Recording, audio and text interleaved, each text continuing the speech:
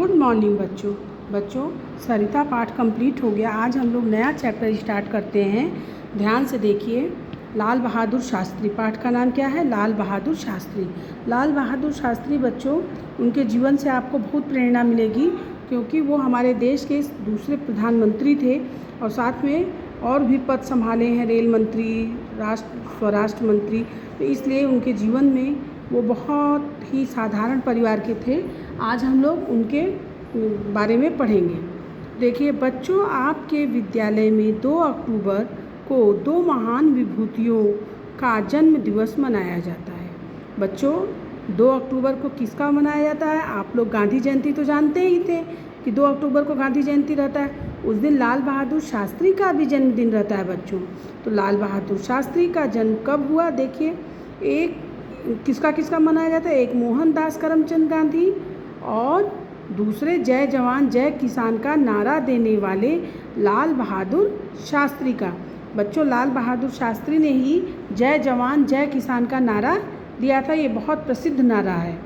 लाल बहादुर शास्त्री का जन्म 2 अक्टूबर सन 1904 ईस्वी को मुगल सराय, जिसे कि तत्कालीन वाराणसी वर्तमान चंदौली, पहले मुगल सराय कहते थे, आजकल उसको चंदौली कहा जाता है, के नाम के साथ साधारण परिवार में हुआ था। बच्चों, ये लाल बहादुर शास्त्री का जन्म 2 अक्टूबर 1904 ईस्वी में हुआ। ये मुगल सराय, जो आजकल चंदौली के नाम से जाना जाता है, वहाँ पे हुआ था और बहुत ही साधारण परिवार के थे। बहुत ही साधारण, इस पर ध्यान दीजिए, साधारण परिवार के होते हुए भी वो प्रधानमंत्री बने। इससे आपको प्रेरणा लेनी चाहिए कि एक साधारण परिवार का व्यक्ति भी कुछ भी कर सकता है।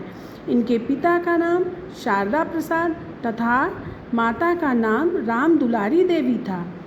ठीक है बच्चों, पिता का नाम शारदा प्रसाद, माता का नाम राम दुलारी।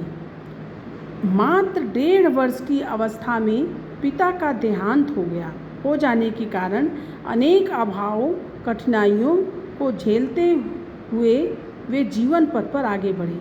बच्चों, लाल बहादुर शास्त्री जब 1.5 साल के थे तभी इनके पिता का देहांत हो गया, स्वर्गवास हो गया, वो निधन हो गया, वो मृत्यु हो गई। इसलिए उनका जीवन जो है बहुत अभावों से, मतलब उनको जो है बहुत सी चीज़ों की कमियां झेलनी पड़ी और कठिनाइयों से, पिता के न रहने के कारण जीवन जो है इनका संघर्षमय बन गया। कठिनाइयों से इनका जीवन बीता और बहुत सी चीज़ों की इनको अभाव हुई, कमी हुई। वे स्वतंत्र भारत के पहले रेल मंत्री बने। हमारा देश जब स्वतंत्र हो गया बच्चों, तो सबसे पहले रेल मंत्री का पद किसने संभाला? लाल बहादुर शास्त्री ने। तो लाल बहादुर शास्त्री ने प्रथम रेल मंत्री पद को संभाला। उसके बाद उद्योग मंत्री तथा स्वराष्ट्र मंत्री भी बने। उसके बाद वो उद्योग मंत्री और स्वराष्ट्र मंत्री भी बने। जवाहरलाल नेहरू के निधन के बाद ये सर्वसम्मति से भारत के दूसरे प्रधानमंत्री बने। निधन मतलब बच्चों होता है मृत्यु। जब जवाहरलाल नेहरू की मृत्यु हो गई बच्चों, तो सर्वसम्मति मतलब सबके सहमति से, तो उसके बाद उनके मृत्यु के बाद सबकी सहमति से, सबकी इच्छा से वे भारत के दूसरे प्रधानमंत्री बने। देशवासियों के स्वाभिमान को जगाने वाले महान लोकप्रिय नेता लाल बहादुर शास्त्री का निधन 10 जनवरी 1966 को ताशकंद यानी रूस में हुआ था। बच्चों, ये जो लाल बहादुर शास्त्री थे, वे देशवासियों के स्वाभिमान को जगाने वाले थे और बहुत ही लोकप्रिय नेता थे। इनका देहांत जो है अपने देश में न होकर रूस में हुआ था, जिसे ताशकंद अब इस समय रूस कहते हैं, वहाँ हुआ था, विदेश में हुई थी इनकी मृत्यु। लाल बहादुर शास्त्री जी का व्यक्तित्व बहुत ही व्यवहारिक एवं संतुलित था। उनका व्यक्तित्व बच्चों बहुत ही अच्छा था, बहुत ही साधारण थे और बहुत ही संतुलित थे। संतुलित मतलब न बहुत ज़्यादा प्रसन्न होना, न बहुत ज़्यादा दुखी होना किसी बात से। ये जो कहते थे उसे पहले स्वयं करते थे। इसका उल्लेख इनके जीवन की कई घटनाओं से मिलता है।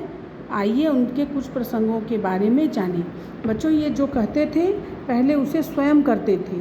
कुछ लोग होते हैं कि भाषण देते हैं, बड़ी बड़ी बातें करते हैं, लेकिन उसे अपने जीवन में नहीं उतारते।